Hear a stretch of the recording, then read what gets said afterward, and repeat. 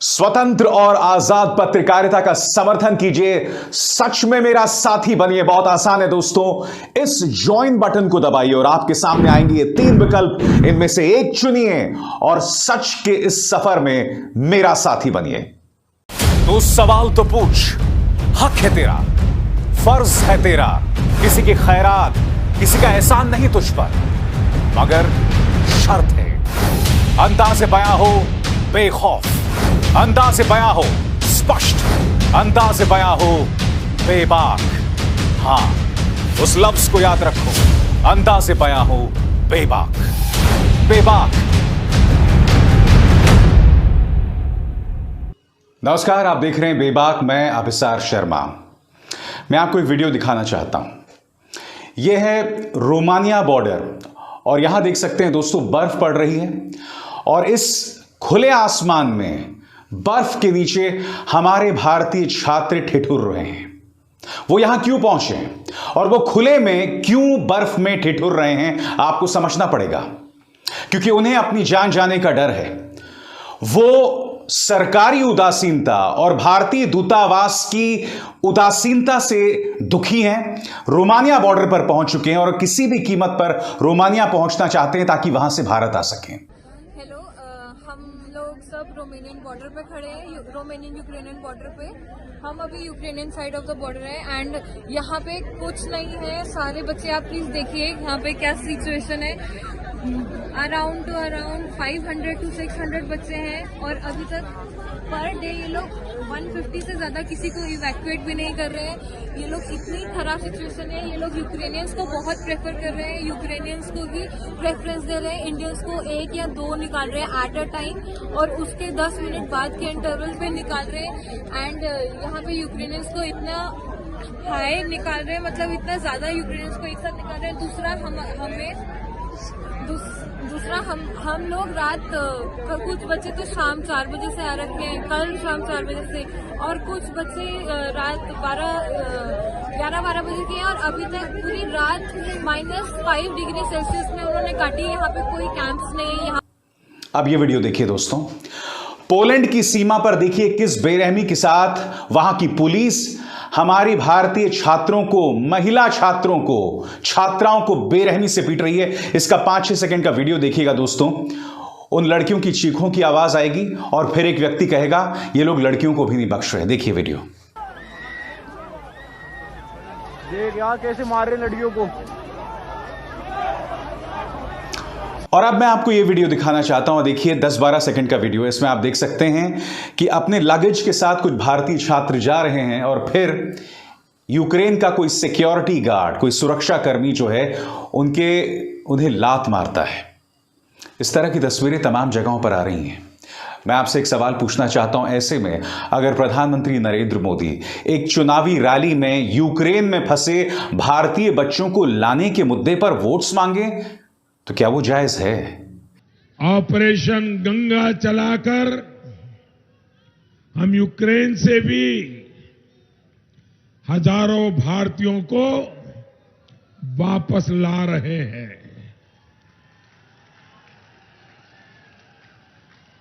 क्या प्रधानमंत्री नरेंद्र मोदी थोड़ी देर रुक नहीं सकते? कायदे से तो आपको अपनी तमाम उत्तर प्रदेश की रैलियों को कैंसिल कर देना चाहिए, इसमें लग जाना चाहिए। बाद में आने वाले ढेरों चुनाव हैं, आप उसमें जो है वोट्स हासिल कर सकते हैं इस मुद्दे पर अगर आप चाहें। हालांकि इससे पहले लाखों की संख्या में खाड़ी युद्ध के दौरान भारतीयों को लाया गया था। उस वक्त की जो सरकार थी उन्होंने उस पर वोट्स हासिल नहीं किए थे, मगर आपको शौक है, आपको जुनून है वोट्स का, इसलिए आप ऐसा कर रहे हैं। और आप जानते हैं बेबसी क्या है छात्रों की, मैं आपको बतलाता हूं। मैं आपको एक वीडियो दिखाना चाहूंगा। इसमें एक भारतीय छात्रा यह कह रही है कि हम भारतीय राजदूत से या दूतावास से बात करने का प्रयास कर रहे हैं, मगर भारतीय दूतावास के अधिकारी अब हमारा जवाब भी नहीं दे रहे हैं। किस कदर बेबसी है दोस्तों, आप इस छात्रा के लहजे में महसूस कर सकते हैं। यह वीडियो देखिए। इंडियन एम्बेसी में, ये इनका नाम दिखा देते हैं आपको, Vikram Kumar. We are calling them and he is continuously rejecting our calls, जबकि हम लोगों ने इनको रोमानियन बॉर्डर की वीडियोस भेजी हैं जहाँ पे लड़कियों को बेरहमी से मारा जा रहा है। और इन्होंने अभी दोपहर में ही हम लोगों को बोला है कि कीव के बच्चे जितने भी निकल पा रहे हैं ट्रेन से निकल जाएं बॉर्डर्स पे। इस हालात में हम लोगों को गाइडेंस देने के बजाय ये लोग हमारे कॉल्स कट कर रहे हैं and they are completely ignoring us. सारी कंट्रीज की सारी गवर्नमेंट्स ने उन लोगों को निकाल लिया है, but Indian government is doing nothing for us. They are saying they are evacuating the Indian citizens from border. The border is 800 kilometers from our current location. दोस्तों, सोशल मीडिया पर एक वीडियो वायरल हो रहा है, ये कहा जाए एक ऑडियो वायरल हो रहा है। इसमें गुजरात से एक व्यक्ति भारतीय दूतावास में कॉल करता है और भारतीय दूतावास बहुत ही पोलाइटली उन्हें पलट कर कहते हैं कि हमने तो जनवरी में लोगों को कह दिया था कि आप देश छोड़कर भाग जाएं। और ये उस पिता को कहा जा रहा है जिसका बच्चा यूक्रेन में फंसा हुआ है। मैं चाहूंगा आप ये वीडियो देखें क्योंकि इससे बहुत कुछ पता चलता है। देखिए वीडियो। विदेश मंत्रालय। विदेश मंत्रालय जी सर। जी, मैं गुजरात से बात कर रहा हूँ। सर आपका नाम क्या है? राजूभाई करपड़ा। जी जी, मेरा भतीजा अभी यूक्रेन पोलैंड बॉर्डर पर फंसा है। वहाँ पोलैंड में उसे एंट्री नहीं मिल रही है। जी सर, पोलैंड में एंट्री मिलने की थोड़ी दिक्कत हो रही है। टेम्पररी बॉर्डर बंद हो गया है, कब खुलेगा पता नहीं। बच्चे से कहिए प्लीज कोई सेफ जगह ढूंढ के वहाँ रहे थोड़े टाइम तक। मैडम वहाँ एम्बेसी ने ही बोला था उन्हें कि आप पोलैंड बॉर्डर पे चले जाइए। जिस टाइम एम्बेसी ने बोला था उस टाइम पे बॉर्डर खुला हुआ था, अभी बंद हो गया है। अभी तो 1200-1300 हमारे स्टूडेंट वहाँ रुके हैं। खाने पीने की कोई व्यवस्था वहाँ नहीं की गई है और पोलैंड वाले सभी और कंट्री वाले को यहाँ एंट्री मिल रही है पोलैंड में। जी, ओनली इंडियन को ही नहीं मिल रही है। नहीं मिल रही है सर, कुछ डिप्लोमेटिक इशू है जिसकी वजह से बंद हो गया है सर। मैं इससे ज्यादा आपको नहीं बता पाऊंगी। कितना टाइम लगेगा मैडम? कुछ आइडिया नहीं है सर, बिल्कुल आइडिया मैडम तो ये हेल्पलाइन नंबर का मतलब क्या है, आप मेरे को बताएंगे? सर हेल्पलाइन हमारा फैमिली का मेंबर वहाँ फंस गया है। सर एक बात सुनिए, पोलैंड की सरकार ने ये डिसीजन लिया है कि हम भारतीयों को अंदर नहीं आने देंगे। दूसरी बात सर, भारत सरकार ने जनवरी के एंड में एडवाइजरी निकाली थी कि लोग आ जाएं वापस, स्टूडेंट स्पेशली। यकीनन दोस्तों, ये मुद्दा लगातार बड़ा होता जा रहा है और यही वजह है कि राहुल गांधी ने इस मुद्दे पर अपना बयान दिया है। आपके स्क्रीन पर उनका बयान। My heart goes out to the Indian students suffering such violence and their family watching these videos. No parent should go through this. Government of India must urgently share the detailed evacuation plan with those stranded as well as their families. We can't abandon our own people. बात तो सही है ना, हम अपने लोगों को त्याग नहीं सकते। और दूसरी तरफ आप जो लोग अब भी फंसे हुए हैं उस मुद्दे पर वोट्स मांग रहे हैं, ऐसा दुस्साहस, ऐसी हिम्मत है आपकी कि लोगों की परेशानी, लोगों के दुख दर्द पर भी आप वोट्स मांग सकते हैं। क्योंकि उत्तर प्रदेश के चुनावों की बात हो रही है, मैं चाहूंगा कि आप लखनऊ की इस लड़की के बयान को सुने। सबसे शॉकिंग है उसका यह दावा कि रूसी सैनिकों ने भारतीय जो छात्र हैं उनकी पिटाई की और कुछ भारतीय छात्राओं को किडनैप कर लिया। वो कहां गई कोई नहीं जानता है। मैं चाहूंगा आप इस लखनऊ की छात्रा को सुने। मेरा नाम गरिमा मिश्रा है, मैं यूपी लखनऊ से हूँ। हम कीव में स्टक हो चुके हैं, पूरी चारों तरफ से घिर चुके हैं। ठीक है, यहाँ पे हमें कोई हेल्प नहीं दे रहा है और मुझे नहीं लगता कि यहाँ पे किसी को कोई हेल्प, जो भी हमें हेल्प होनी है वो मिलने वाली नहीं है। हमने कुछ वीडियोस देखी हैं, जब अभी थोड़ी देर पहले हम एम्बेसी को कॉल्स कर रहे हैं, एम्बेसी हमें हमारी कॉल्स नहीं उठा रही है।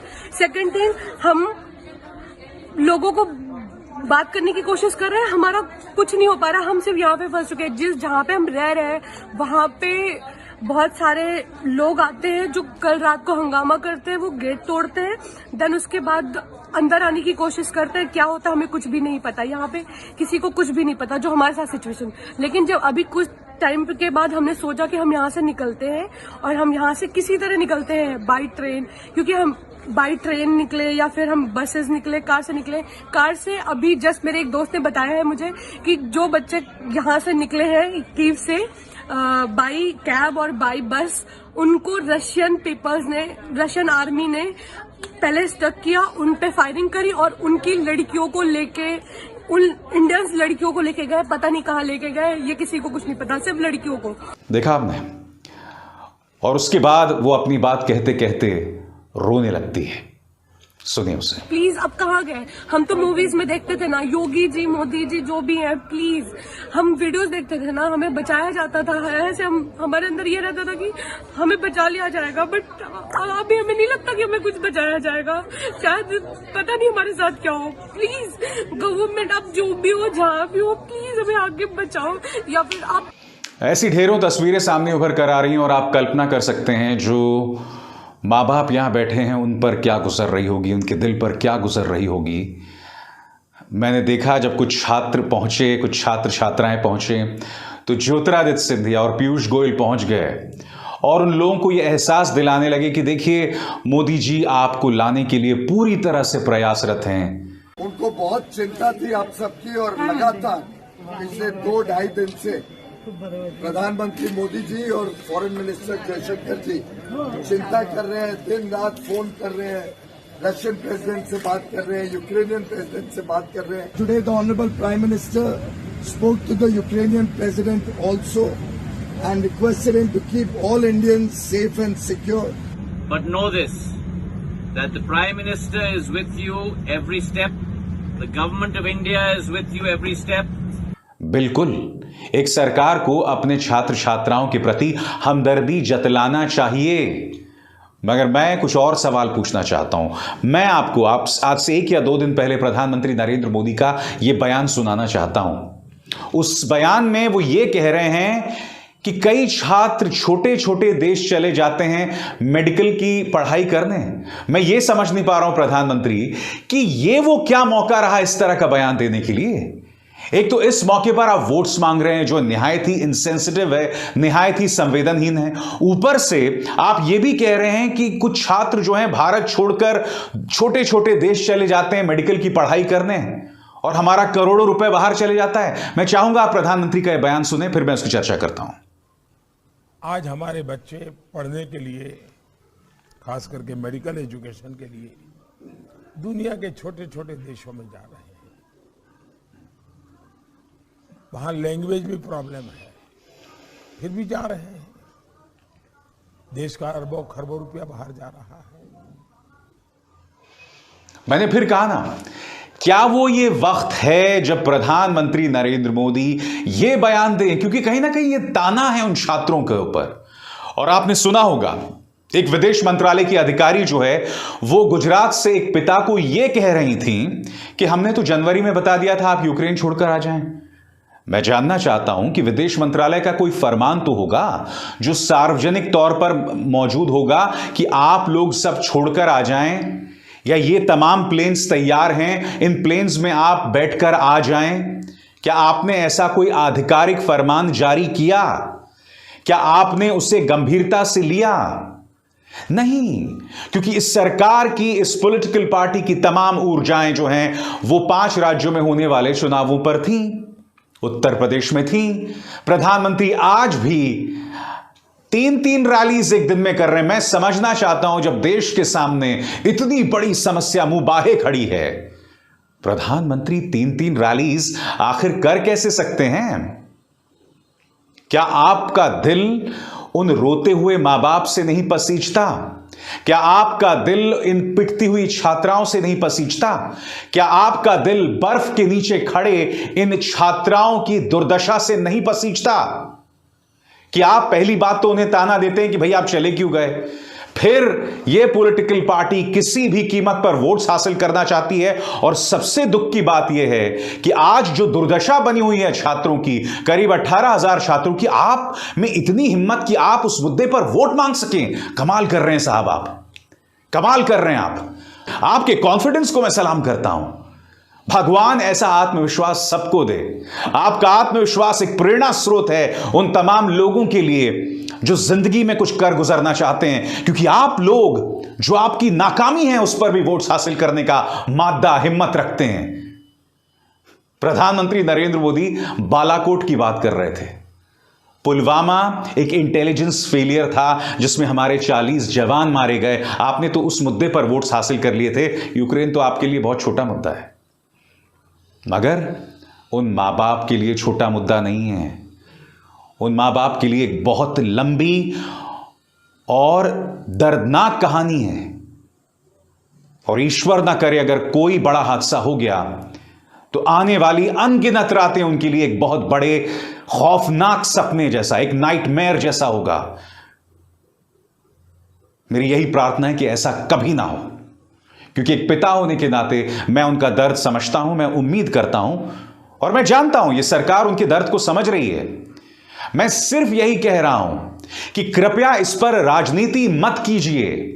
यह मौका नहीं है इस पर राजनीति करने का, क्योंकि आपकी नाकामियां लगातार सामने आ रही हैं और आपकी नाकामियों की दास्तान वहां फंसे छात्र कह रहे हैं। वो छात्र खुद कह रहे हैं। एक न्यूज चैनल में मैंने देखा था कि प्रधानमंत्री नरेंद्र मोदी उत्तर प्रदेश के चुनावों में फंसे हुए हैं। एक छात्र खुद कह रही थी ये बात।